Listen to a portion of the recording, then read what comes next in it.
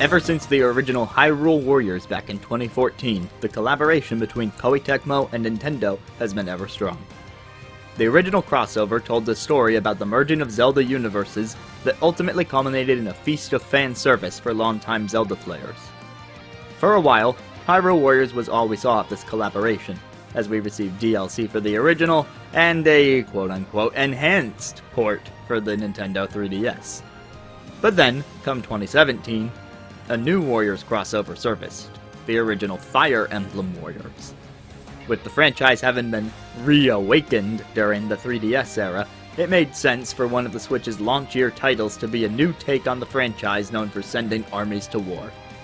While we saw refinements to the gameplay compared to Hyrule Warriors, some would consider the game disappointing in how its roster only borrowed from the 3DS Fire Emblem titles, plus a few characters from the original Fire Emblem game.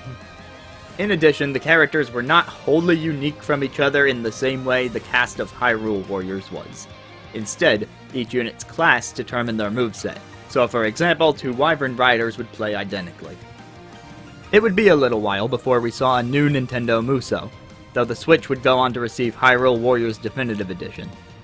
It took the original Hyrule Warriors and its DLC, and added in the refinements we saw in the 3DS port and Fire Emblem Warriors. In total, each Nintendo Musou crossover has gotten stronger. But in 2020, the teams would take a new direction. Hyrule Warriors returned, but this time with the cast of Breath of the Wild. Age of Calamity would not just be another fan service event, but rather it would serve to tell the story of the war that took place before the events of Breath of the Wild. Or so they said, but I'm not going into a whole Age of Calamity story rant in this video. Telling a new story in the same universe created a drastic change in the approach to the game. Rather than a standard menu for mission selection and character upgrades, these were all contextualized on the map from the original Breath of the Wild.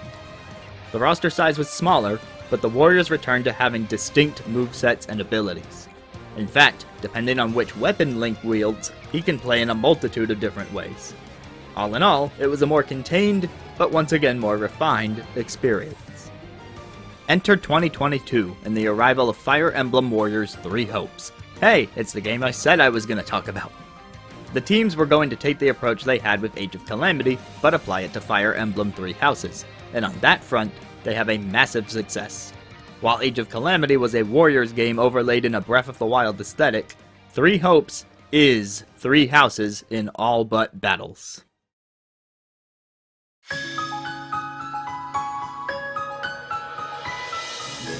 It would be impossible to talk about the main draw of Fire Emblem Warriors 3 Hopes without first talking about its source material.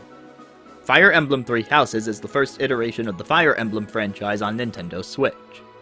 Its hook was thus. You play a mercenary in the continent of Fodlan, which is divided into 3 major territories. At the center of the continent lies a monastery, which is divided into 3 houses of students.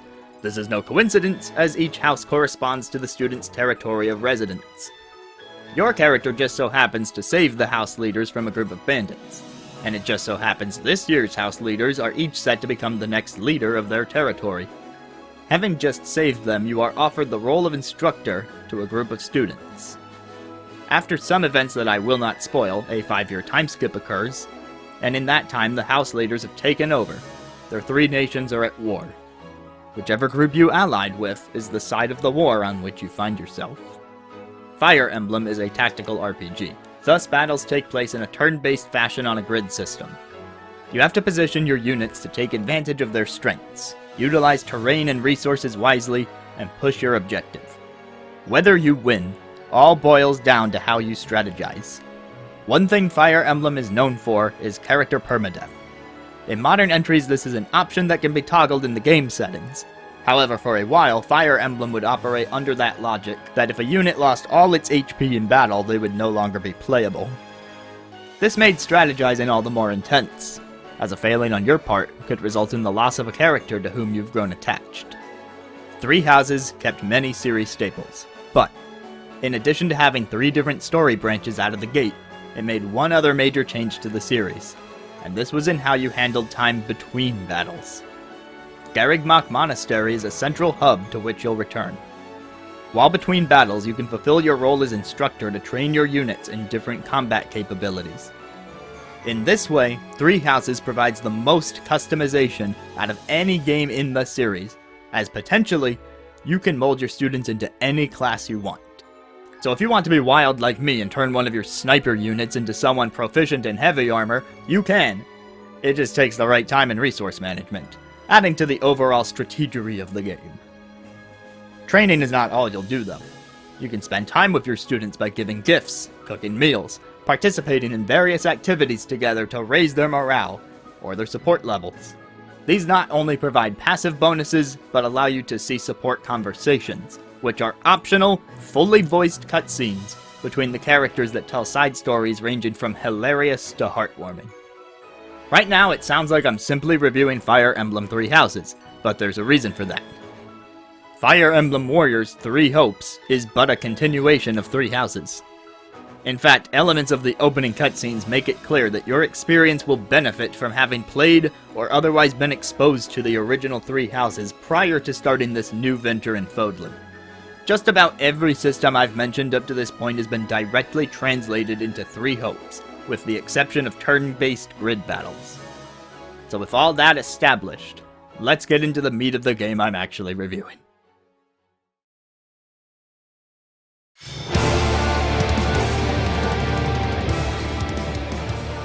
Fire Emblem Warriors 3 Hopes offers one big twist on the story of Three Houses. For reasons unknown, the protagonist of the original game has become known as the Ashen Demon, a one-person force who eviscerates all in their path. Instead of seeing the story through them as a new instructor at Garreg Mach, you instead take on the role of a new mercenary. I'll be using the default name Shez to refer to them from here on out, but you are able to customize the name of your player characters, as well as the name of the Ashen Demon at the start of the game. Unlike Byleth in Three Houses, Shez is a fully voiced protagonist. They feel less like a self-insert avatar and more like their own fully fleshed out character. In my 50 hours with the game, I became endeared to them in the same way I did with returning cast members from Three Houses. After a confrontation with the Ashen Demon, Shez sets out on a quest to face them in a rematch. However, along the way, they meet the cast of characters from Three Houses in much the same way Byleth does in the original game. Upon saving them, Shez is offered a chance to study alongside them at the Officers' Academy. It is here that the story begins to diverge from Three Houses. Players coming to this game from Three Houses should view the narrative of Three Hopes as an additional story branch to the ones in Three Houses. In Three Hopes, we do not see the students through a year of academia, but rather we are treated to an earlier time skip, crossing a gap of 2 years instead of 5. This allows the character designers to create new outfits for each of the returning cast members, something that serves as an in-between for the characters' pre-time skip designs and post-time skip designs from Three Houses. It also keeps the story moving at a more brisk pace, as we spend a majority of our playtime contending with the war spanning the Fodlan continent. In each story chapter, your army will need to capture certain regions of the Fodlan map in order to advance their plans. Conquering a region is a matter of winning the Musou-style battle that corresponds to it. Upon completing a mission in one region, your army will be able to advance to any adjacent region. This means some battles are optional, as you only need to forge a path to the main story mission if you want to finish the game. However, conquering every region will net you additional rewards that will give your forces advantages in the story missions. You may find better weapons, stat boosts, story battle strategies, or materials to expand your base of operations.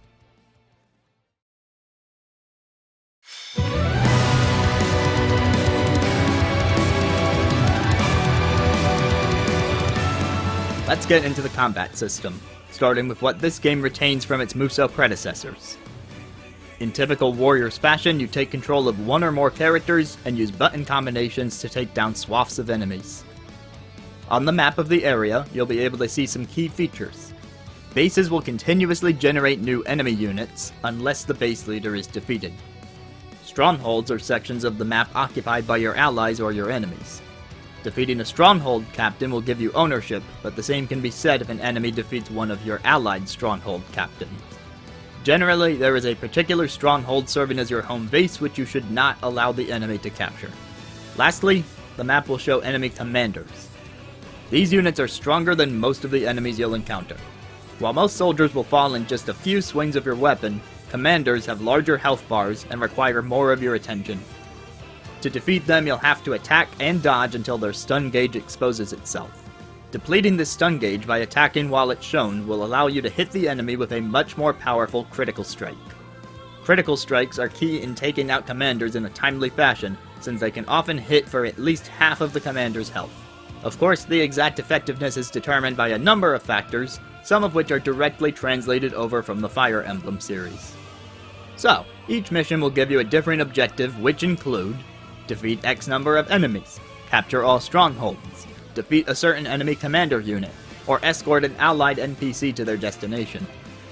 It is your job as the player to select appropriate units for the fight, perform combo attacks to stop any enemies blocking your objective, and strategically command your additional units along the way to achieve the objective. Like Fire Emblem's first foray into Musou in 2017, Three Hopes once again carries over the weapon triangle of the main series. This means each weapon is strong against one different weapon type, but also weak to another weapon type. As an example, lances are effective against swords, but weak against axes. Some weapons have specialized abilities or weaknesses, like bows being particularly strong against any unit on a flying mount. However, there are too many specific scenarios that it's not worth addressing here. Just be sure you're checking the menus at the blacksmith and on the map prior to battles, and you'll get a sense of whether you're prepared for the enemies to come. In addition to your main attacks, each character has access to combat arts, which are more powerful but come at the cost of weapon durability. You can only equip 2 at a time, but as you level up, you'll expand your pool of options. This serves as another example of a feature that was carried over from Three Houses. The one difference in Three Hopes is that you are able to find crystals in purple pots on the battlefield, which can immediately restore some of your durability to give you additional uses of your art. Between this and the fact that your durability is replenished after each battle, you shouldn't be stingy with using these. They can help you exploit enemy weaknesses or force their stun gauge to appear, which is essential in quickly taking down commanders. Each of your characters also has a few extra tricks up their sleeve to whip out as the battle progresses. First up, those who have played any past Warriors game will know about the Warrior Gauge. Kill enemies or find elixirs in yellow pots to fill up the meter. Then you can use the A button to unleash a devastating special attack. These special attacks are where the character's individual personalities shine through. For example, in my playthrough of Golden Wildfire, I had 2 Bow Knights in my army, Ignatz and Shamir. While they had the same class, meaning they should play identically in every way, they had different special attacks from each other. Ignatz unleashes a splattering of paint with his arrows because he enjoys painting, whereas Shamir does not have that effect. Every individual character has their own unique quirks, so it's a step up from how it was handled in Fire Emblem Warriors in 2017. It also means on any repeat playthroughs to check out the other story branches, I'll never have exactly the same characters that I did in Golden Wildfire, even if I promote one to an identical class. When it comes time to unleash your full power upon your enemies, you'll want to utilize the Awakening status. While it has a meter like the Warrior Gauge, it is completely separate. It fills more slowly and is boosted by elixirs from blue pots as opposed to yellow. However, should you manage to activate an Awakening, you'll be able to not only tear through the hordes, but earn bonuses with your kill count. An Awakened character may earn extra gold, extra experience points, as long as the Awakening lasts. When you press the A button or when the timer on the Awakening status runs out, whichever comes first, your character will perform their special without having to expend a Warrior Gauge. If that's not enough options for you yet, don't worry. There's one additional way to power up your warriors, but you'll have to weigh the benefits and risks before choosing it. When commanding your units, it's possible to assign one unit to the role of another's adjutant. This effectively combines the 2 characters into one force. They'll do everything together. The adjutant takes more of a back seat while you control the unit to whom they're assigned. Occasionally they may offer up an extra hit in a combo, guard against damage, or offer a light heal. The specifics of what each unit does as an adjutant and how often their effect triggers depends on the character in question, their support level, how far you've leveled up their skills, etc. As an added bonus, when your units are paired up in this way and you use a special attack, they'll use their specials in tandem, leading to a wild amount of damage. Some pairs of characters even have unique dialogue for their partner special, lending them even more personality. If you're trying to raise the support level between 2 units, pairing them up in battle is a good option to keep in mind. While these benefits are undeniably good, pairing up units does come at the cost of having one controllable unit, so you usually have to decide. Do you want to fight a more powerful team advancing in one direction? Or do you want more units at your disposal to fight in more locations? If it ever seems like you made the wrong decision, you can freely pair or unpair units from the map menu, so just be prepared to make adjustments to suit the turning tides of battle. Three Hopes puts more emphasis on strategy than any of the Musou games I've played previously. During main story battles, a few things change. You'll be able to directly control 4 units, as is the case in a majority of battles, but you'll also gain 4 CPU-controlled allies for your army. While you won't be able to assume control of them during the fight, you will be able to give them orders on the map screen whenever you wish. This means you can push multiple objectives in different locations, or create pairs of adjutants. Having no direct control may make this feature sound like more of a hindrance, however the CPU allies are quite competent. So long as you don't send them into a battle where they have a clear disadvantage, they will pull their weight. In some cases, I had them seize entire strongholds without any of my player-controlled units there to help them. You can and should use them to their full effect if you want to crush your enemies. Main story battles in Three Hopes have one additional feature: strategies. I'm not just referring to how you command units from the map screen. Rather, as you conquer regions on the map, you may find NPCs who will give you advice or inspiration about tactics you can perform mid-battle. The more regions you conquer before the main story battle, the more strategy resources you'll acquire. Before the start of the main story battle, you're able to spend these resources to implement whichever strategies you've chosen. These can have major consequences on the fight. Some examples include persuading an enemy unit to join your army, lowering the defense on enemy strongholds at the start of battle, stocking your allied strongholds with healing items, creating new pathways to traverse the battle that would otherwise not exist, preventing a major enemy attack with a preemptive strike from NPCs who would otherwise not be there to aid you. There is a limit to the number of strategies you can enact each battle, with each one costing a varying amount of resources depending on its effect. So you'll have to choose whatever best suits your playstyle. That is, assuming you have access to the strategy in the first place. You may prefer to complete less side missions to get through the game quicker, at the expense of having a harder time in the main story battle. The game leaves that decision in your hands.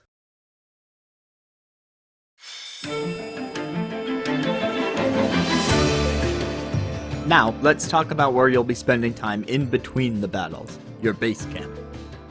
Unlike many past games in the Warriors series, time between battles is not spent exclusively on mission select and character upgrade menus. Rather, the way you spend time between fights will be practically identical to that of Three Houses. Instead of running around the monastery, you are positioned at a camp featuring equivalent facilities. After each fight, my first goal was always to go around and hear the new dialogue from each unit for the chapter. While talking to them, I could offer a gift to raise my support level and raise their morale, or invite them on an expedition at the cost of an activity point to yield greater effects. This serves as a replacement for tea time in Three Houses and iterates on that by allowing you to ask questions. After speaking to my units, I would utilize my activity points and the newly added training points to bolster my units further. I would lead by visiting the kitchen to cook a meal that would offer a buff that would apply to every battle for the remainder of the chapter. Buffs from the kitchen could make you earn special attacks more quickly, lower durability cost of magic attacks, or quicken the rate at which you can awaken your character. These buffs stack, so you have the option to cook multiple meals each chapter. When cooking, you'll have to choose 2 units to dine with, giving you a chance to increase support levels between the 3 of you. Once I was satisfied with meal prep, I would visit the Chore Master. Once again, you are asked to choose 2 units to help with a task and support will increase. Unlike cooking, there is no additional benefit, besides the occasional item if you get lucky and do a perfect job. However, the support gains offered are greater.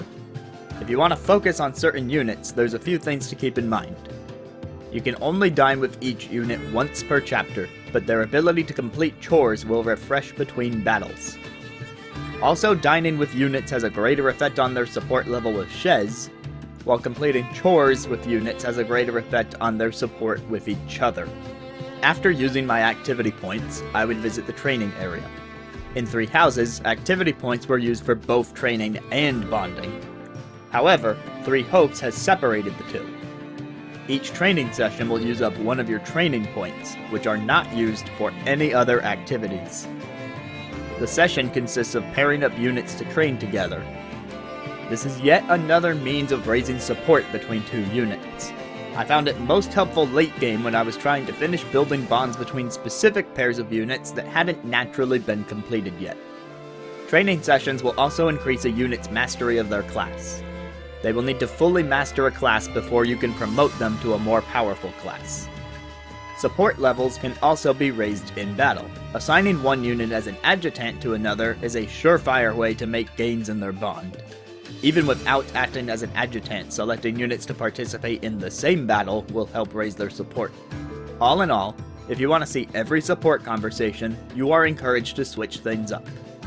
Change which units you fight as in battle. Consider different pairings for training and chores. Just be mindful. One thing the game did not warn me about was that a select few support conversations will expire. I managed to miss one along the way and was very disappointed when I saw the text, "You have missed the opportunity to deepen this bond," on the support information menu. In addition, some conversations are locked behind story progress as they'll reference events in the story.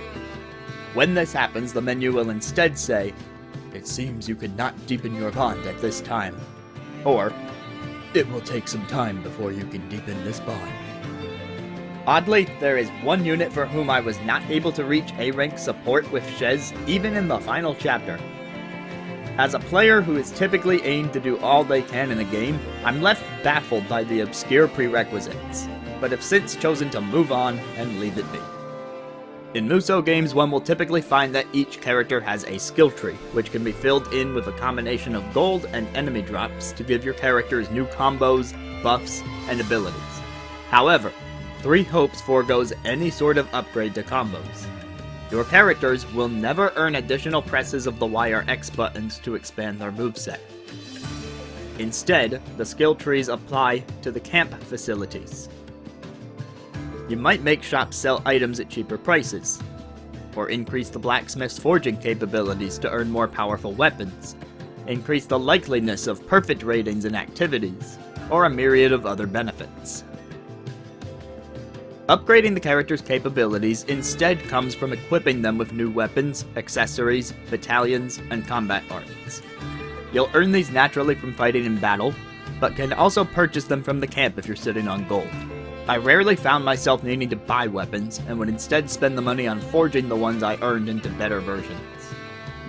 There is one additional facility you'll be able to unlock at camp called the Tactics Instruction Hall. By spending gold here, you can upgrade your character's latent abilities, or give them increased usage of special attacks and healing items. At first, I was purchasing these upgrades individually by character, but in the last few chapters of the game, I noticed the option to buy an upgrade for every character at once by pressing the plus button. I am relieved to have found this option as it cut down on monotony, but found myself wishing the option had drawn more attention to itself. In fact, I'd say the UI in general could have used some slight tweaking in terms of how everything was relatively sized. I had a similar epiphany with the training center towards the end of the game. When using the option to purchase level ups for my units, I had failed to notice that you could use the shoulder buttons to move quickly between units, which is a nice option when you want to even out everyone's level for an upcoming fight. Besides that, there are a few NPCs around the camp who will serve as means to access your achievements, or revisit battles from previous chapters. All in all, the campground serves as a fine stand-in for Garrigmach Monastery and Three Houses. It's ultimately what brings this game to the status of a worthy successor.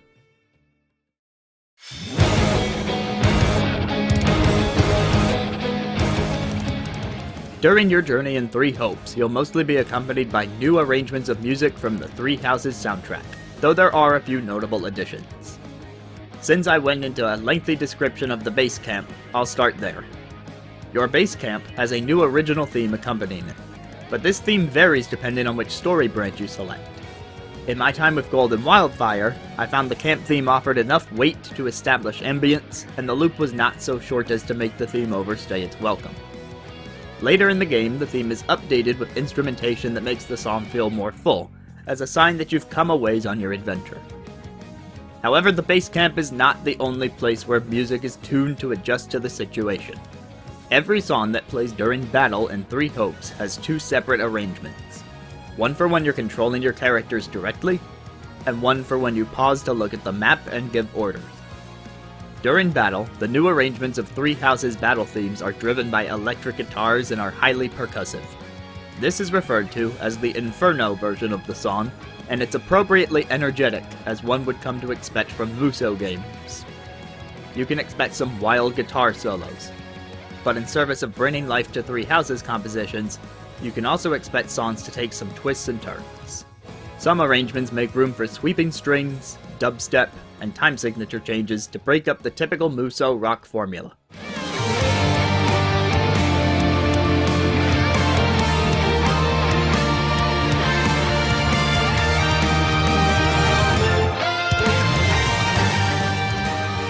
Conversely, while you strategize on the map menu, the arrangement switches to the Embers version. These arrangements are designed to be more subdued by comparison, but they're no slouches. Most of the percussion is absent from these versions, and most often the electric guitar is tagged out for a group of string instruments. These versions of the songs are more symphonic in nature, making them closer to their original counterparts in Three Houses.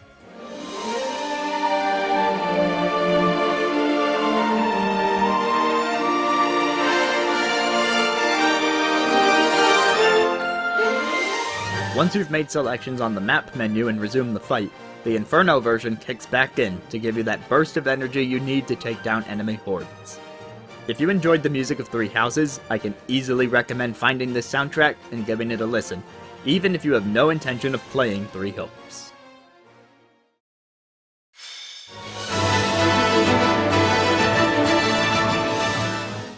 The game's presentation is similar to that of Three Houses, though somehow the characters strike me as having a bit more depth in Three Hopes, perhaps due to some differences in shading or lighting. Occasionally, while roaming around your base camp, you may encounter some pop-in, especially with the playable units and NPCs. That said, this is the only performance issue I can recall noticing. Historically, Muso games running on Nintendo hardware have been known to experience frame drops during battles. This was certainly the case in Hyrule Warriors Age of Calamity, and the issue could be exacerbated by the flashy nature of certain characters' movesets. But I can't say I had that experience in Three Hopes. As far as my untrained eye can tell, the frame rate was solid.